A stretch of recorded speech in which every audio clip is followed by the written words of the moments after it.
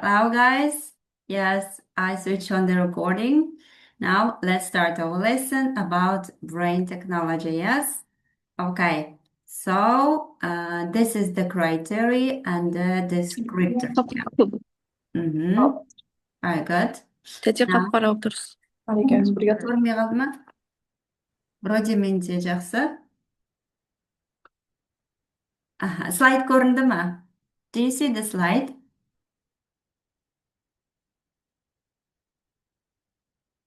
Mm-hmm. Yes.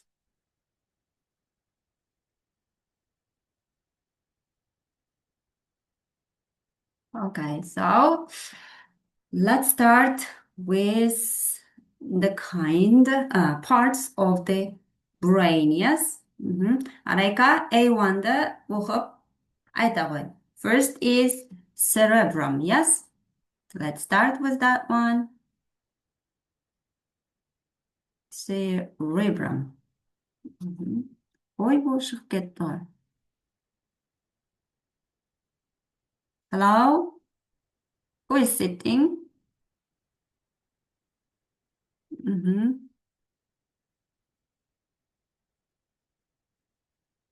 Т деп тұрған тілектес па?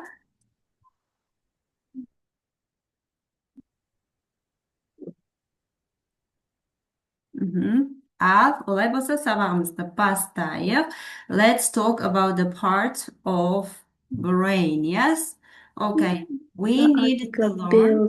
телефонда Өзі қосып кетті. отыр ғой бірден. Жоқ, зум қосып тұр деп айтып отыр. Т деп тұрған кім екен?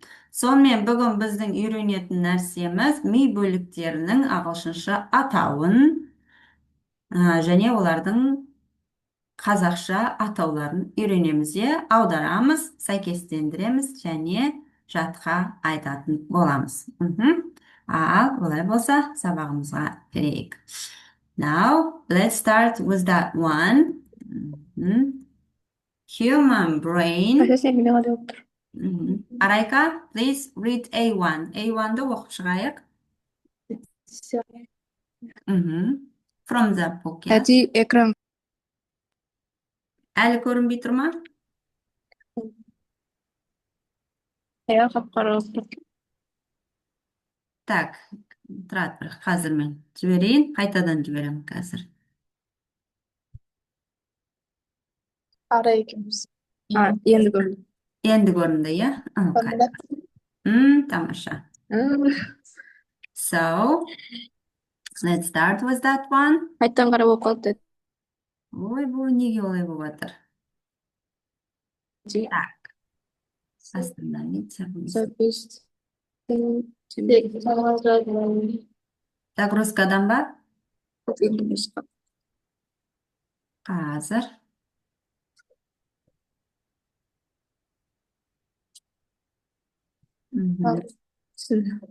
Көрінді ма? Экран көрінді ғой, иә? Десе? Ал, қазір мен сіздерге видео көрсетейін, сосын әрмен қарай жалғастырамыз, жақсы ма? Let's listen up. The human brain is the central organ of the human nervous system, and it controls most of the activities of the human body. A human brain weighs about 1.4 kilograms and is divided into two hemispheres. The brain contains main parts: the cerebrum, the cerebellum, and the brainstem. The cerebrum is the largest part of the brain. It processes information from what we touch, see, and hear. It's also the center for speech, learning, and emotion. The cerebellum is the part at the back of your brain. It controls movement and balance. The brainstem connects the brain and the spinal cord, which together make up the central nervous system.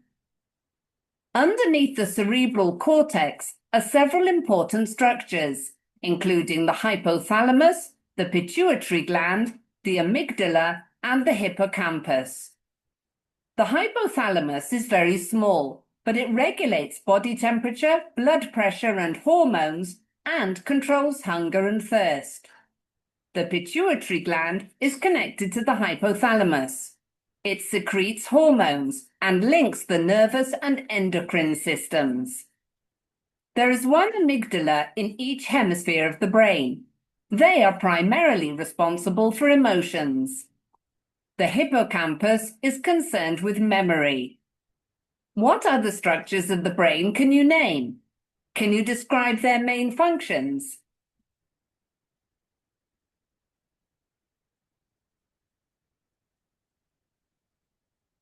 Okay. Now we have just watched the video. Mhm.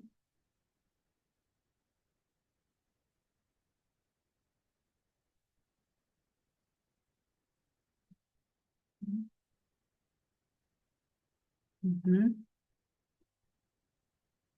Okay, good. Right? Inor, you have got a bad connection, I think, yes?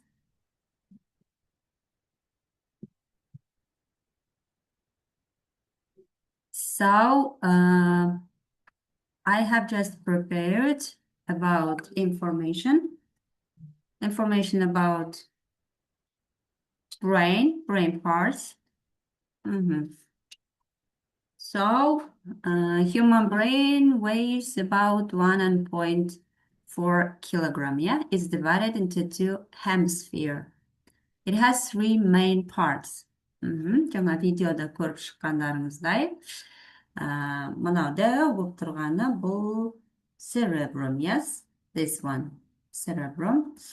Largest part of brain, it processes information from what we touch, see, and hear. It's also the center for speech, learning, and emotions. міне жалпы бүкіл процесс осы cerebrumда өтеді екен. The second one is cerebellum. This one, yeah? This one, астыңғы бөлігі. The part back of your brain, it controls movement and balance. Тек movementқа және балансқа жауап береді. And this one is brainstem. Connects the brain and the spinal cord, which together make up the central nervous system. Осы бөлік арқылы біз позвоночник пен central system менен байланыс орнатады екенбіз, yeah? Very good. Now, let's continue about B, the limbic system. Ал енді осы мидың үшке бөлінетін бөліктің ішіндегі limbic system жайлы айтайық. Limbic system benefits the cerebrum. Cerebrumға кіреді, толықтай cerebrum, yeah? It includes the pituitary gland, which is at the base of the brain and secretes hormones in the blood, yeah? Сонымен pituitary gland, this is number 6 here. Қазір көрсетем. Pituitary gland, this one. Кішкентай болып тұрған, hormones into the blood, гормондарға жауапты болады. Hypothalamus, which is above the pituitary gland and regulated conditions such as body temperature, blood pressure, and appetite. Мына pituitary glandтың жоғарғы жағында hypothalamus орналасқан. Ол қанның қозғалысы, температурасы, давление, аппетит, солардың барлығын регуляцияға алып тұрады, иә? Окей, hippocampusқа келдік. Hippocampus, this is 4-1. Hippocampus, мына біреу жер. Hippocampus. What is the covert section of the brain involved in memory consolidation? There is one in each hemisphere of the brain. Бұл таламус деген, міне, таламус, бұл мидың ішіндегі фильтр. мысалы, Toyota машинасын сатып алғың келіп ұнатып жүрсең, тек қана Toyota машинасын көшеден көресің, иә? Мен алғым келіп жүреді ғой деп таң қалып жатамыз да. Бірақ біз оны өзімізге жаңағы айтып қойғанбыз, иә, осындай машинаны маған көрсет деп. Және ми сол командованияны орындап отырады. Бұл таламус. Таламустың міндеті сондай. Біздің қалауымызды алып беріп, көрсетіп, жасап отырады. Көп жағдайда адамдар байқамай жаман нәрсені, негативті, болмаса ақшаның жоқтығын соған фокусты қояды. И таламус соны жасай береді. Сондықтан да мидың қызметін қазірден біліп алған жөн, иә? Арай, hello? You have got a bad connection, I think, yes? Қайта-қайта шығып кетіп жатыр. Limbic системді қарастырып жатырмыз. Микрофонды қос. This is hippocampus. Міне, hippocampus жайлы айттық. This one, yeah? Арайка, this is the parts of brain. Әже әлі қара болып тұр. Әлі қара болып тұр. Вроде менде айбат көрініп тұр. Так, шығып қайта Oldu кіріп bu da көрші. değildi. Шығып қайта көрші. Болмаса мен шығып көрейін, иә?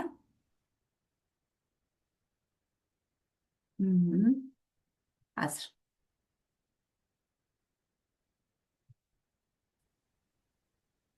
Yetmiyor. Көрінді ма? Bitti.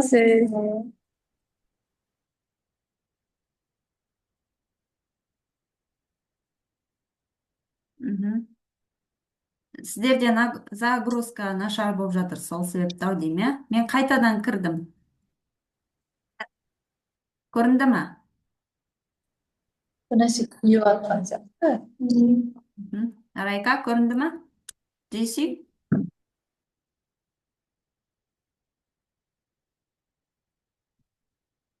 Интернет сіздерде нашар болып жатыр.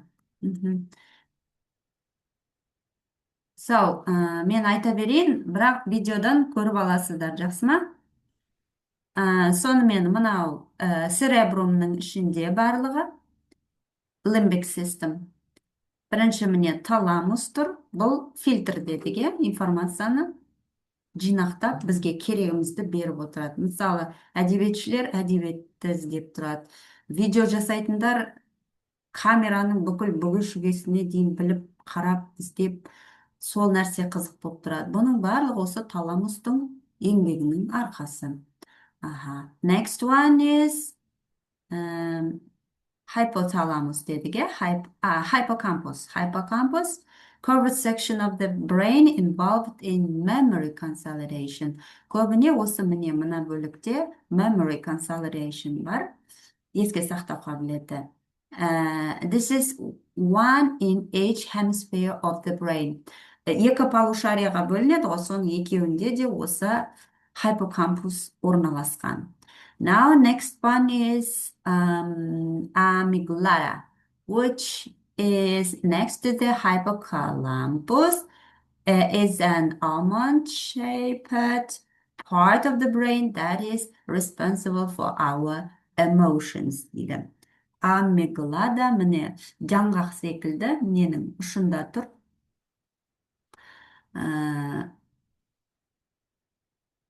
Хайпокампустың ұшында, міне мына жерде жаңғақ, жер жаңғақ сияқты дөңгеленген өріктің дәні сияқты мынандай орналасқан. Ол амигдала, responsible for our emotions. Көрдіңіздер ме? There is one amygdala, one each side of the brain. Тура осылай екі полушарияда да екеуінде де қатар орналасқан екен. Міне осы бөліктер responsible for our emotions, about blood pressure, appetite, our body temperatures, regulated all conditions. Иә, осы ми бөліктері барлығын реттеп жөндеп отырады екен. Now, let's talk about right brain side and the left brain conditions here. Left brain conditions. Солтүстік, сол жақ ми неге жауапты болады екен? Қазір оқытайын деген едім. Language skillsқа. Көрдіңіз, сол жақ, мынау оң жақ, мынау сол жақ. Number skills, математикаға мықты. Computation, information analysis, reasoning, learning thinking, linear thinking.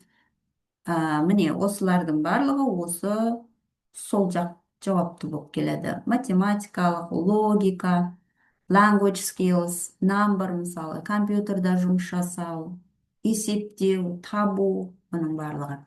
Ал енді right brain functionға келек, information organization, құрастыру, abstract thinking, абстрактылы ойлау, иә, материал емес, абстрактылы ойлау. Processing visual information, көрген нәрсенің визуализациясы, яғни осы жерде отырып, басқа Американы болмаса Англияны ойлап, сол жерде жүре аламыз, иә, ойша. Emotions, imagination, music and art appreciation. Міне осылардың барлығына оң жақ полушария жауапты келеді екен. Very nice, interesting. Сіздердің байланысқа шыға алмағандарыңыз нашар болды, бірақ ештеме етпейді, видеодан көріп аласыздар. Now, let's talk about brain parts. Қазір ғана біз brain partstарды үйреніп шықтық, иә?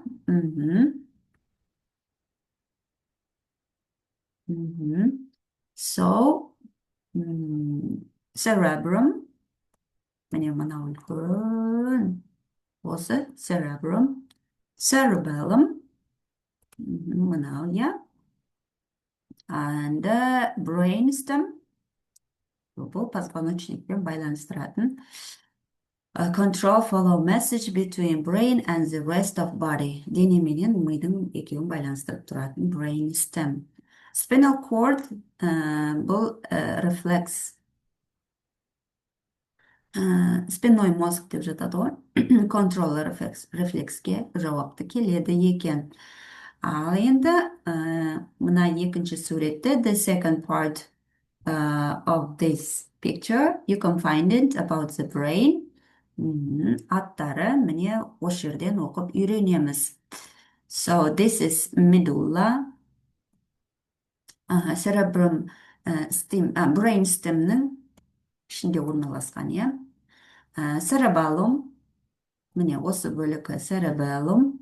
Cerebellumның жоғарғы жағында эпиталамус орналасқан, иә. Таламус міне орталық бөлікте орналасқан. Негізінен осы фильтрді таламус жасайды. Одан жайлап, міне, hypothalamus, жаңағы айтқанымыз. Одан midbrain, орталық бөліктері, иә, мына жерде орналасқан. Pons, frontal lobe, motor and speech area, бізге сөйлеуге, қозғауға осы бөлік жауап береді. Parietal lobe, sensor area, sensorika, emotions, осы бөліктері. Occipital lobe, visual мына жерге жауапты. Temporal lobe, auditory hearing. Мына құлақпенен көз осылай бір-бірімен жалғасады. Сөйлеуменен көру екеуі байланысты ғой, бірге қызмет атқаратын осы бөлікте. Негізі барлық нәрсе бір-бірімен байланысты ғой. Бірақ мынау дамымай қалса, мынау күшейіп кетеді, мынау дамымаса, мынау күшейеді, сондай. Very good. Now, I have just prepared a text about brain. Nervous system жайлы мен қосымша текст дайындап келгенмін. Nervous system coordinates all action and reactions in the body. Көрдіңіздер ма? Nervous system жауапта біздің бүкіл реакциямызға. Two parts make up the nervous system, the central and the peripheral. Part makes up the nervous system. Осы part, яғни екі бөліктері нерв жүйелерін жасайды ғой. Now, central nervous system, the brain and the spinal cord make up the central nervous system. Міне spinal cord, позвоночникпен байланыстырып тұрады. And carry it through the spinal cord to your peripheral nervous. The brain keeps the body in order, control all body system and organs, and they keep the body working. Осы ми ғой біздің денеміз қозғалып тұрған, иә? The cerebrum allow us to have thoughts, emotion, memories, and imagination. Ағана айтып кеттік, бүкіл эмоция, imagination, memories, осының барлығы cerebrum, яғни үлкен бөліктің ішінде жатыр, иә, мынада. Also responsible for our sight, smell, taste, touch, and the sound senses. If you think something tastes sour, it is because receptors in the cerebrum interpreted the taste and determined it was sour. Yeah?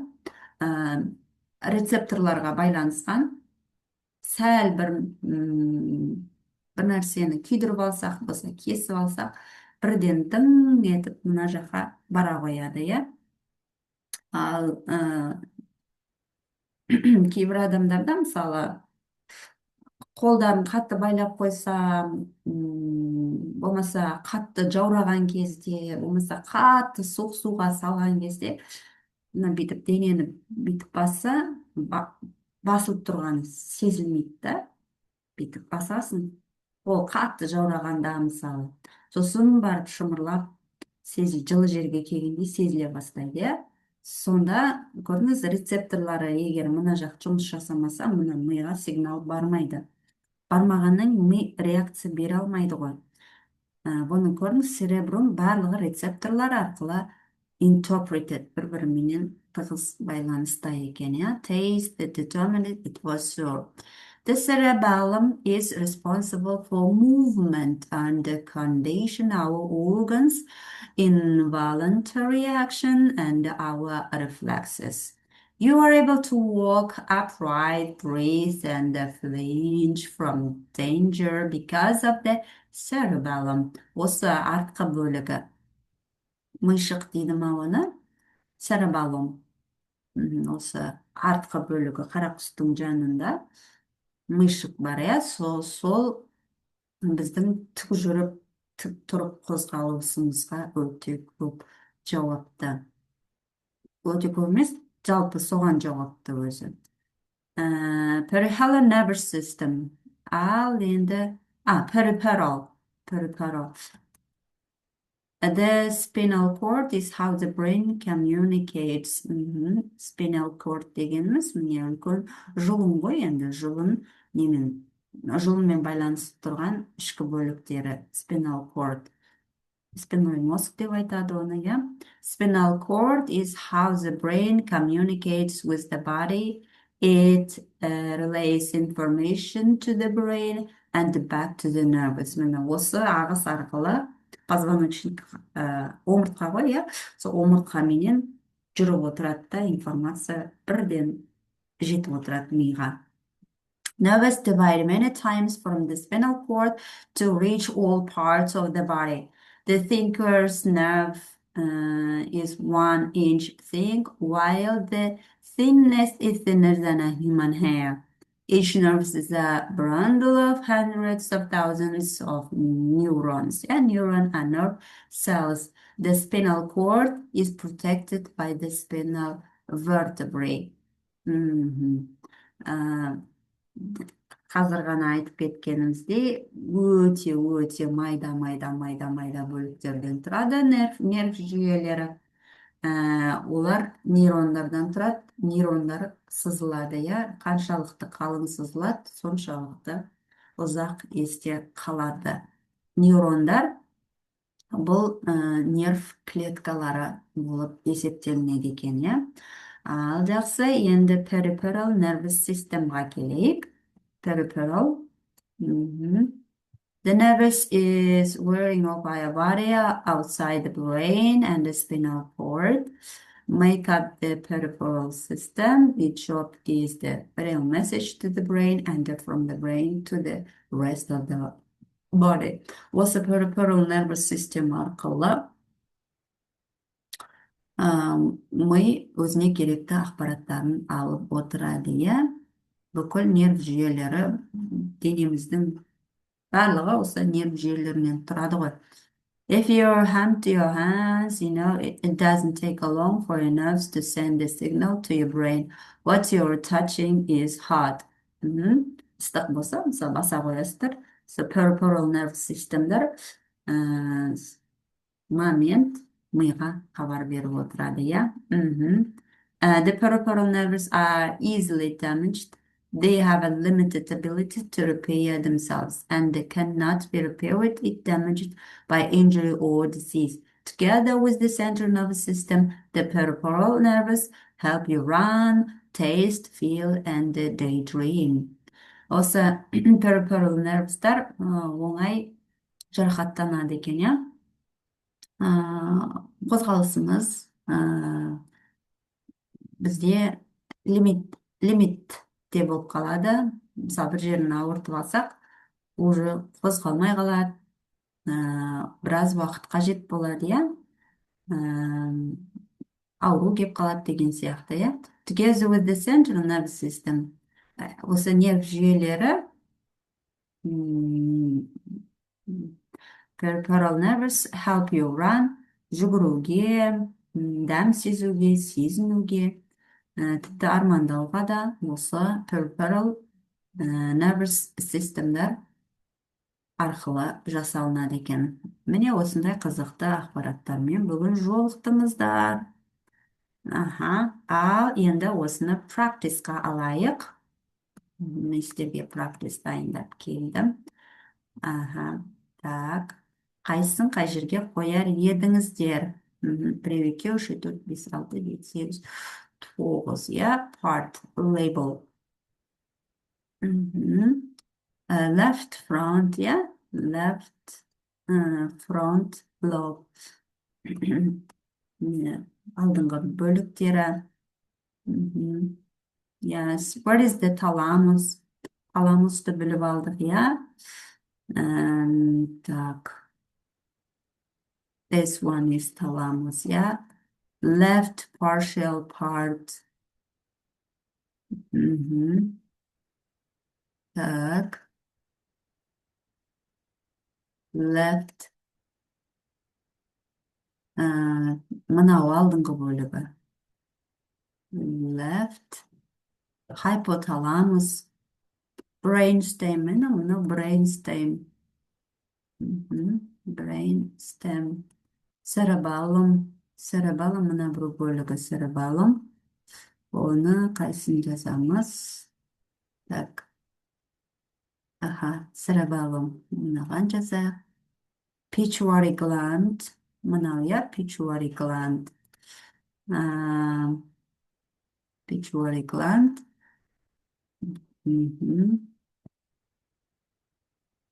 Hypothalamus. Ұзынырақ келген, hypothalamus.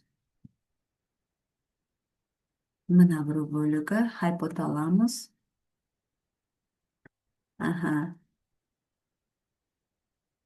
Мынау алдыңғы бөлігі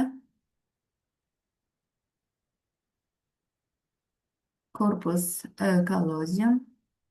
Мынау corpus callosum. Мынау cerebellum дедік. Pituitary gland. Жаздық pituitary. Left occipital lobe. Так. No, left frontal, no, left frontal. Mынаусы frontal болады, иә? Ал мынаусы occipital болады. Left occipital. Ал мынау left partial. Екі бөлігіне де қатысты, иә? Таламусты айттық, хайпоталамусты айттық.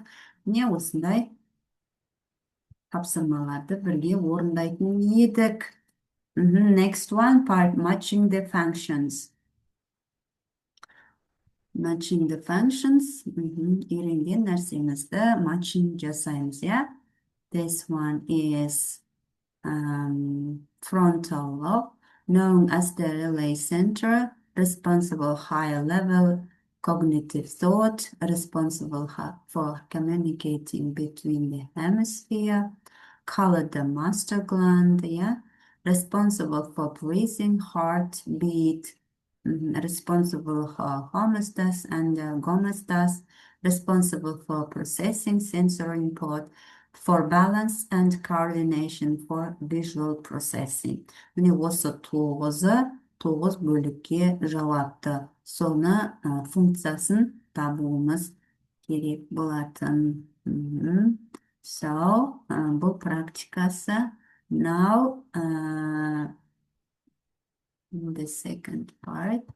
This is conclusion. Ал енді сабақтың аяқтап қалдық. Conclusion, brain power, yeah? Мидың күші жайлы. Мидың күші, so look at the pictures below. One is the picture of latest computer and the other is the picture of a human brain. Енді осының екеуін сіздерге салыстырар едім. What can computer do that our brain cannot? And what can our brain do that a computer cannot? Компьютер не істей алады? Адамның миы істемеген нәрсені істей алады. Ал компьютер істей алмаған нәрсені ми істей алады. Осылардың салыстырмасын шығару керек. A human brain can control our body, yes, responsible for our emotions and what else? Balance, regulation, our body, yes, of course, and in every part, our brain consists of parts that connect with the neurons, yeah? This is cell of nervous. So by nervous, it can give a signal for our brain. If we have some problems, maybe injury, maybe damage, yes?